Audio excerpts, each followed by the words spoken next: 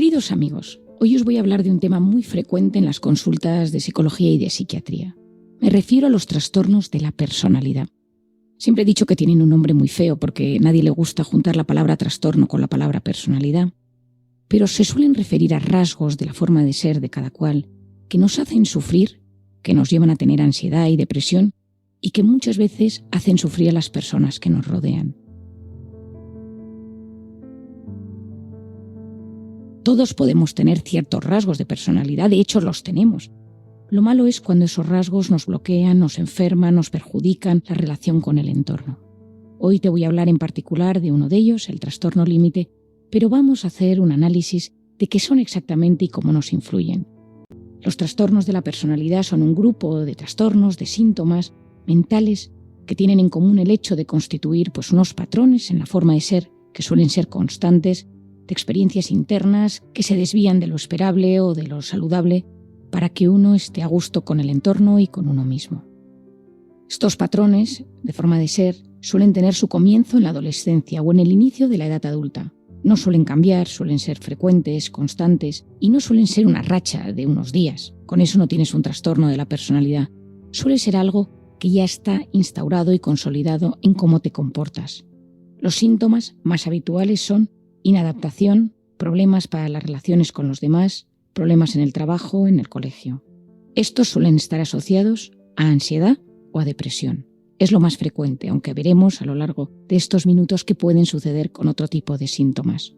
La personalidad se forma a una edad temprana y se forma a través de una mezcla de lo siguiente, de los genes, lo que nos han transmitido nuestros padres, y esto se denomina temperamento, y del entorno. Incluye el ambiente, el tipo de educación, las circunstancias, cómo te van sucediendo las cosas a lo largo de la vida y cómo interactúas con las personas, con tus amigos, con tu familia, con tus hermanos y el impacto que esto tiene en tu conducta y en tu forma de ser.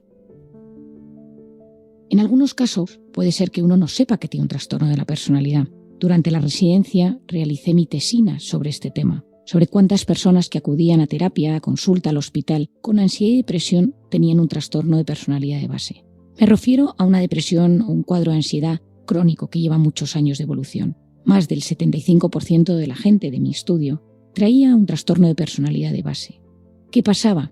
Que trabajando ese trastorno de la personalidad, los síntomas de ansiedad y depresión iban mejorando. En muchas ocasiones, uno toma antidepresivos y ansiolíticos durante muchísimos años de su vida y nota que no mejora.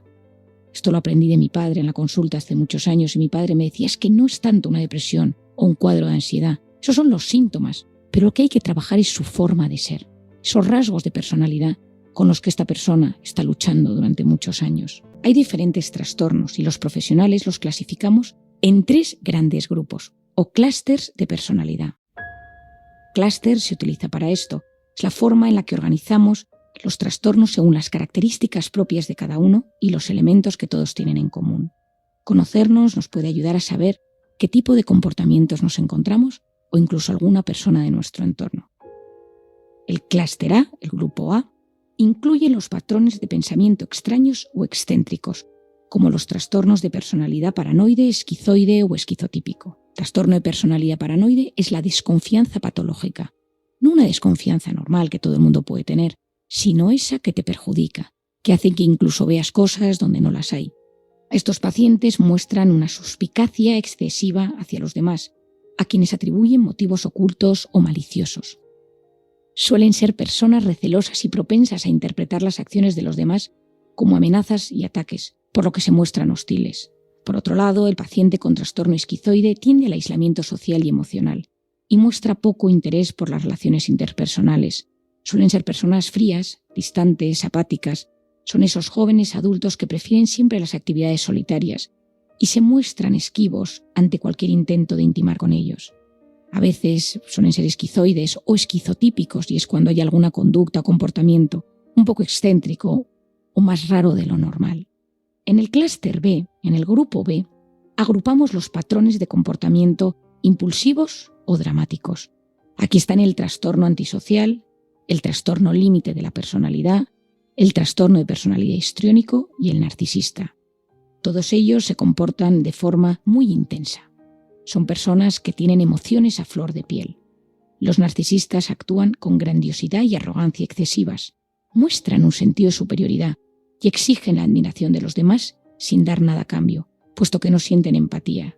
En su voz interior se elogian y halagan todo lo que hacen, y la autocrítica no está hecha para ellos. Como supondrás, es una coraza, porque han sufrido a lo largo de la vida algún tipo de abuso, de daño, de maltrato, generalmente psicológico, por lo que generan esa coraza para no tener que sufrir. El trastorno de personalidad narcisista, las personas que lo tienen nunca acuden a la consulta porque ellos no necesitan terapia. Suele ser un familiar, un amigo que te habla de ellos y de alguna manera intentas traerles hacia la consulta.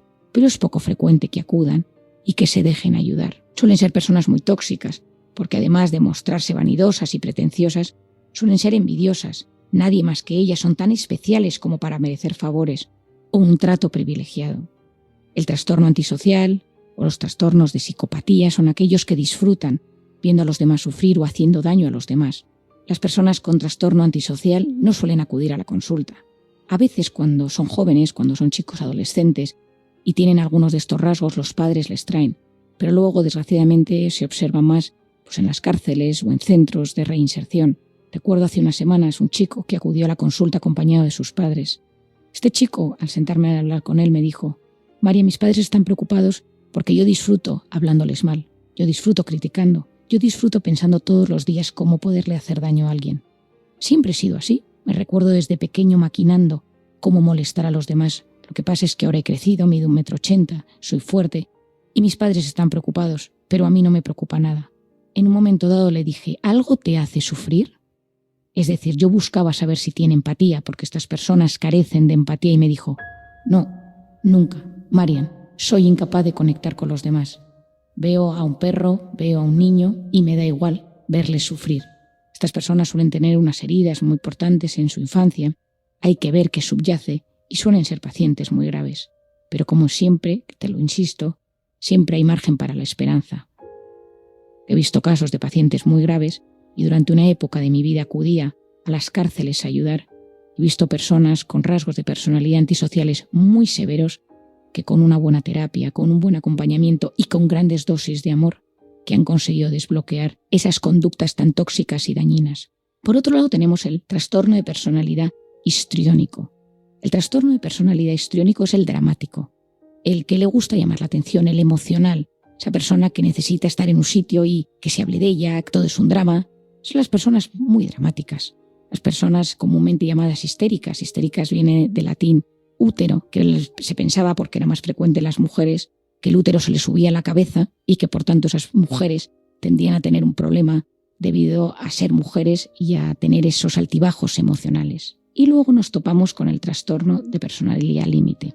Es muy frecuente en la sociedad y es causa de mucha preocupación. Déjame que le dedique unos minutos a describírtelo.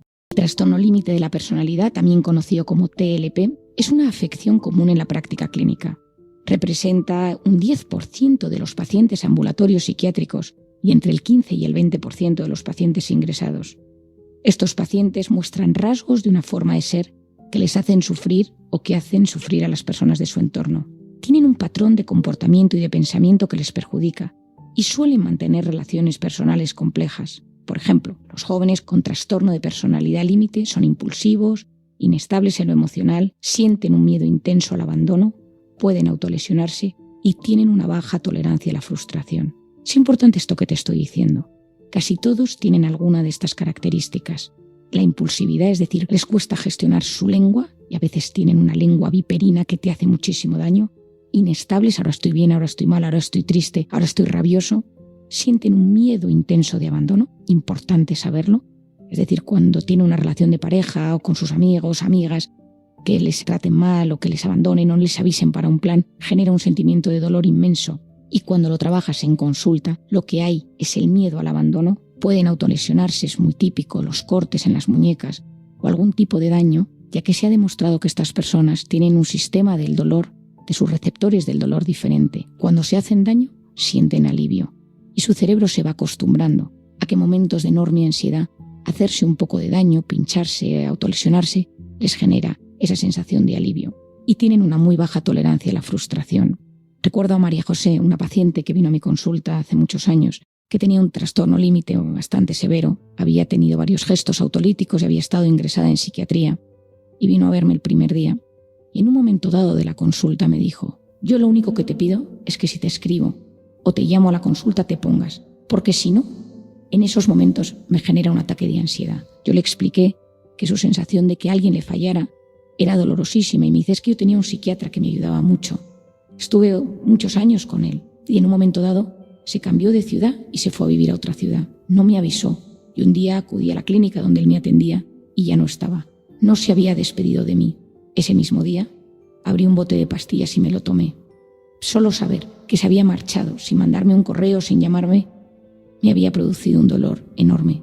Te pido que si alguna vez te quedas embarazada, vas a estar de baja, te vas a marchar de viaje, que me avises, porque pensar que puedo llamarte y no estás genera en mí un enorme sentimiento de abandono. Yo tenía que ser consciente que era una paciente con unas necesidades especiales, porque yo no la podía fallar, y le dije: explícame tu historia. Y me contó que cuando ella era pequeña, su padre les había abandonado. Su madre, que tenía que trabajar para traer dinero a casa porque tenía 3 hermanos más, en muchas ocasiones no aparecía en casa hasta muy tarde la noche. Trabajaba de cajera en un supermercado que cerraba a las 12 de la noche y cogía todo tipo de trabajos para conseguir ganar dinero. María José me explicaba: muchas veces llego a casa y pienso, mi padre podría estar aquí, mi madre no está, mi hermano mayor me ignora. Tenía una sensación de vacío inmensa. Ese dolor, ese daño, ese abandono de su padre se había enquistado y poco a poco se fue acostumbrando a las autolesiones, a tomarse pastillas, a amenazar con la muerte. Con sus amigas tenía relaciones complicadísimas, siempre estaba peleada con ellas porque no la querían como ella quería que la quisieran. Recuerdo un día que vino a consulta y yo me tuve que marchar esa mañana porque tenía un hijo mío enfermo y me acerqué al colegio a recogerle y traerle. Y la secretaria de la consulta le dijo que llegaría un poco más tarde. Le dije a la secretaria: por favor, dile que sí que voy a venir, porque me conocía ese patrón. Cuando vino me dijo: gracias por haber avisado que sí que ibas a estar, porque sabes que yo sufro mucho. Han pasado varios años desde que comencé a tratarla y a día de hoy, con gracia me cuenta: María, no te preocupes si te quedas embarazada, no te preocupes si un día tienes que ir a recoger a tu hijo al cole, que ya lo sé gestionar mejor. Las personas con TLP tienen buen pronóstico cuando se van conociendo y van siendo conscientes de cuáles son sus problemas. Interpretan la realidad de forma radical y perciben constantemente el entorno como amenazante. Suele ser más frecuente en chicas y suele surgir en torno a los 15 años. Y aquí hay un tema muy importante porque la personalidad no termina de fraguarse hasta los 18, 20, 25 años. Por eso muchas veces no queremos diagnosticar nada a esa edad. Vemos que son rasgos de TLP. Esa chica que acude a los 15 años a un grupo de adolescentes de terapias en Madrid, donde yo trabajo, existen varios grupos liderados por psiquiatras, por ejemplo en el Clínico de enorme prestigio, que les ayudan mucho y les ayudan a gestionarlo. Evitamos con 15 años dar un diagnóstico de TLP, pero podemos decir que esa persona tiene rasgos de personalidad y que bien enfocados y encauzados evitaremos el diagnóstico en la edad adulta. Muchas de estas chicas y algunos de los chicos que tienen TLP tienen reacciones guiadas por la agresividad y la rabia. Conseguir que disfruten y mantengan un equilibrio interior exige trabajar de forma importante su personalidad, desde la farmacoterapia a la psicoterapia individual y en grupo. Recuerdo a Teresa, una chica de 24 años que vino a mi consulta acompañada de su madre. Hacía unos días la madre había descubierto que tenía cortes en las muñecas. Teresa le dijo que cuando se sentía muy angustiada, hacerse daño le aliviaba. Es muy inestable, me dijo la madre. De repente te quiere y es la persona más cariñosa del mundo y minutos más tarde cambia de golpe, te grita y te insulta. Nunca sabes cómo te la vas a encontrar. Teresa había cambiado 2 veces de carrera universitaria porque decía que no acababa de encontrar su lugar. Tenía peleas con su grupo de amigos y los novios que había tenido supusieron un drama para ella. ¿Qué me explicó Teresa? No soy feliz. No sé qué me pasa. Hay momentos en los que me siento muy triste, pero es una tristeza terrible, un vacío existencial. Y ahí tengo angustia, tengo una enorme ansiedad. Me contó que bebía mucho alcohol y que le atraían las drogas, pero no se atrevía a consumirlas por miedo de hacerse adicta. Es importante saber esto. Las personas con TLP no le tienen miedo al riesgo. Más que no tenerle miedo al riesgo, es que necesitan vivir emociones intensas para sentirse vivas. La sensación de vacío y de angustia es tan terrible que se cambian de color de pelo, hacen un deporte de riesgo, prueban una droga. Necesitan emociones intensas porque vivir en la nada les angustia. Las cosas aburridas no pueden soportarlas y por lo tanto muchas veces generan conflictos. Y aquí te hago un paréntesis que me parece muy interesante y que trabajo muchas veces en terapia. En esta vida todos gestionamos el conflicto de alguna manera. Algunas personas tienden a crearlo, no les gusta vivir en armonía y entonces está todo tranquilo, cena de Navidad, cena de amigos y sueltas la bomba. Esto suele ser frecuente en las personas con TLP. Otras se maneja muy bien en el conflicto, es decir, está habiendo una pelea, una discusión, hay movida y te metes dentro. Quieres discutir, quieres enterarte, quieres saber. Hay otras que lo evitan a toda costa. Basta con que haya un roce de conflicto que huyen en sentido contrario. Y a veces incluso con actitudes un poco evitativas de forma patológica. Y hay otras personas que ven el conflicto y lo saben gestionar. Tienen herramientas, les gusta arreglarlo. Bueno, pues las personas con TLP o lo crean o se meten ahí. Uno de los signos de que una persona con TLP se está sanando es que aprende a gestionar los conflictos o incluso te dice, como me decía el otro día una paciente, Marian, cuando ya veo lío en casa, me voy a mi cuarto y digo, ya no me tengo que meter. Ya no soy esa que necesito estar en los conflictos. Estas personas, cuando son conscientes de que lo que les ha sucedido y te lo dicen, te expresan, Marian, me da vergüenza decírtelo, pero a veces he hecho sufrir a muchas personas porque creo movidas innecesarias, meto líos, conversaciones, incluso meto cizaña para que la gente se pelee. Estas personas a veces no saben controlarse y se sienten muy vulnerables. Y en esos momentos de rabia tienen una fuerza desorbitada para decir lo que piensan. Teresa tenía un TLP y vivía las emociones y las situaciones al límite, llevándolas al extremo. Su vida y su percepción de las cosas pasaban del blanco al negro y no existía escala de grises. Los síntomas del TLP, que no siempre aparecen todos, suelen ser inestabilidad emocional, baja gestión emocional, descontrol de impulsos, pasan del amor al odio a sus seres queridos en poco tiempo, idealizan a las personas para luego humillarlas y rechazarlas, sufren ataques de ira, mantienen relaciones personales muy conflictivas, con grandes problemas para gestionar a los demás. Buscan emociones y necesitan experimentar con sensaciones intensas, pueden autolesionarse y tienen una baja capacidad de empatía. Hace unas semanas trabajaba con una paciente con TLP, con una gran empatía, y me decía, Marian, pero yo tengo mucha empatía.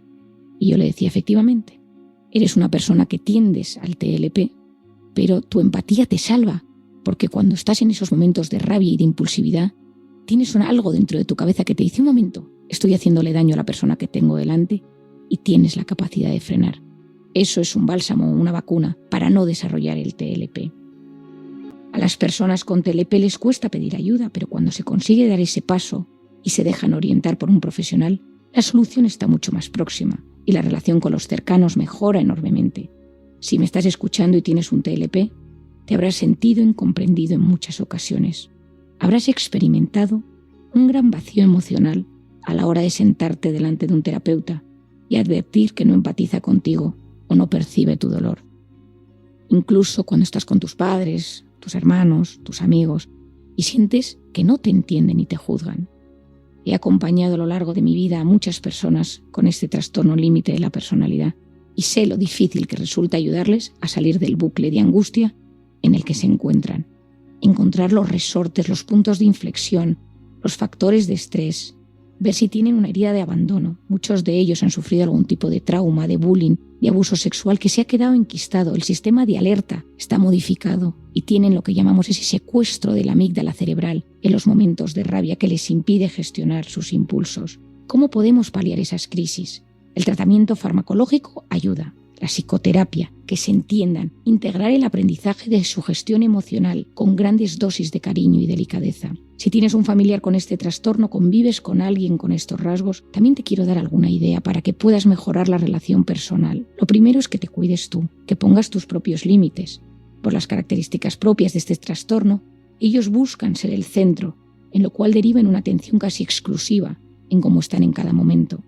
En las familias donde hay alguien que sufre este trastorno, la familia vive en muchas ocasiones en torno a cómo ellos se encuentran. Necesitas buscar ratos para ti donde haya paz y serenidad. Tienes que entender que tras ese comportamiento límite existe un malestar importante y que su manera de manejarlo se basa en la agresividad. Son personas con una gran carga de frustración y por lo tanto la comunicación con ellos es enrevesada y confusa. De lo que tú les dices, ellos lo interpretan como una cosa completamente distinta. Cuando se produce una crisis conviene eludir las discusiones, ya que pueden terminar en un sinsentido muy doloroso para ambas partes. En los momentos de paz y calma intenta hablar desde el refuerzo positivo y desde el cariño. Sentirse escuchados y comprendidos les ayuda a estar mejor. Evita los ultimátums y las amenazas. Y eso sí, en el hogar y en la familia tiene que existir un consenso sobre las normas y los límites. Hay que ponerse de acuerdo sobre esos límites para que la relación sea lo menos perjudicial posible. Y no dudes en solicitar apoyo para que te puedan orientar. Si quien padece el trastorno es una persona cercana como un hijo, una pareja o un hermano, debes saber que ese comportamiento tiene tratamiento y que existe hoy en día mucho material disponible al respecto. Y contamos con la medicación que ayuda a mitigar esa conducta. Haz todo lo posible para que tu familiar acuda a terapia, a su grupo de apoyo o a las reuniones que le sean de utilidad. No niegues todos los recursos posibles, ya que son la llave para desactivar el sufrimiento que padecen. Hay una cosa importante que necesito que sepas, y es que muchas de esas cosas que te dicen en los momentos de secuestro de la amígdala no las piensan de verdad. Pero en esos momentos donde no tienen control y su corteza prefrontal está desbloqueada, dicen lo que pasa por su cabeza, sin sentirlo de verdad. Porque en muchas ocasiones es que me dijo, esa frase que sabe que me duele, es que me trató de esa manera. Es importantísimo que como familiar e incluso terapeuta sepas que no hay una intención de hacer daño, simplemente que en esos momentos no se pueden controlar. Y terminamos con nuestros clústeres. Hemos hablado del clúster A, del clúster B, y ahora nos vamos al clúster C. Aquí se agrupan los comportamientos ansiosos o temerosos y tenemos el trastorno evitativo, dependiente y obsesivo. El trastorno evitativo debe a su nombre a que quienes lo padecen evitan las situaciones sociales o interpersonales que impliquen riesgo de rechazo, crítica o humillación. Es la timidez llevada al extremo. Suelen ser inseguras y sensibles. Desearían tener interacción social, pero siempre temen ser juzgadas de forma negativa. Por su parte, las personas dependientes son personas que sienten necesidad de otras con tanta intensidad que acaban esclavizándolas y negándoles su propio espacio y libertad. Una cosa es el dependiente que por motivos objetivos no puede valerse por sí mismo, que no es el caso de lo que ahora estamos hablando. Y otra bien distinta es aquel que fuerza la situación por tener un comportamiento patológico. Controlan todo lo que haces, pretenden constantemente formar parte de tu vida y no soportan la idea de que tengas vida propia y separada de la que tienes con ellos. Esto produce un gran desgaste y un sentimiento intenso de sentirse atrapado. Los dependientes no dudan en recurrir al chantaje emocional para evitar que te desligues de ellos. Darte cuenta de esto te ayudará a gestionarlo de forma sana. Y por último, el obsesivo. De este ya tienes un podcast sobre el trastorno obsesivo compulsivo. Esto es la personalidad obsesiva, que a diferencia del TOC, suele ser más la conducta y no suele existir tanta compulsión. Muchas personas con TOC, con trastorno obsesivo compulsivo, tienen un trastorno de personalidad obsesivo de base. Estas personas tienen rigidez cognitiva, son poco flexibles, tienen manías, tienen pensamientos rumiativos, tienen rasgos obsesivos muy marcados y están habituadas a determinadas rutinas, casi rituales, de modo que cualquier incumplimiento de las mismas genera en ellos una reacción desproporcionada. Suele ser rígida en los horarios, en el orden de la habitación, en los planes. Y aquí tenemos al perfeccionista, que también forma parte de este trastorno de personalidad obsesivo. El perfeccionista, además, necesita que todo esté hecho de la mejor manera posible. Y ya sabes por qué te he hablado de ello, que el perfeccionista es el eterno insatisfecho porque nunca nada está a la altura de lo que uno quiere. Querido amigo, al escuchar esto seguro que has visto e identificado a muchas personas de tu entorno, incluso a ti mismo. Acuérdate que hay una cosa que son los rasgos. Es bueno conocerse y saber que uno tiene rasgos evitativos, dependientes, obsesivos, porque conocerse nos ayuda a comprendernos y a sacar lo mejor que llevamos dentro. Si ves que alguno de estos rasgos es demasiado intenso y te bloquea y te impide tener una vida saludable, no dudes en pedir ayuda. Si tienes a alguien de tu entorno que crees que puede verse identificado, voy a recomendarte un libro de mi padre, ¿Quién eres?, de la editorial Espasa. Él hace un viaje a través de los diferentes trastornos de la personalidad y los explica con ejemplos, con las características. Incluso tiene un test, por si te ayuda para verte identificado, y te da unas pautas para saber gestionarlo mejor. Espero que te haya ayudado y como siempre te mando un abrazo muy grande.